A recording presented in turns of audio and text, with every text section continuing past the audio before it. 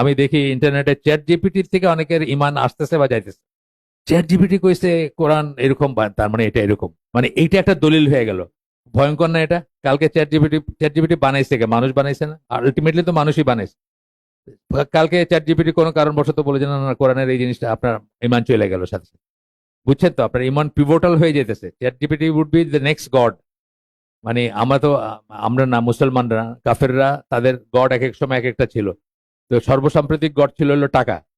এখন আমি তো দেখতেছি chat GPT would be the next god আর কি, উইথ স্মল জি আর কি, বিগ জি না হইলেও। তাদেরকে বলে দিবে কি বিশ্বাস করবেন কি করবেন না, কোনটা অথেন্টিক কোনটা অথেন্টিক না। বহু মানুষের দেখি পোস্ট দিতেছে এবং গর্ব করে দিতেছে, দেখছো চ্যাট জিপিটি কইছে কোরআন এরকম, চ্যাট জিপিটি কইছে ইসলাম এরকম। এজ ইফ চ্যাট জিপিটি যদি না বলতো তাহলে ইসলাম এরকম না আর কি। এটা খুব ভয়ঙ্কর একটা খেলা কিন্তু। বিশেষ করে যারা বাচ্চা, যারা কম বয়স্ক, তাদের ওই ইসের উপরে ইয়াকিনটা অনেক স্ট্রং হবে, তাই না?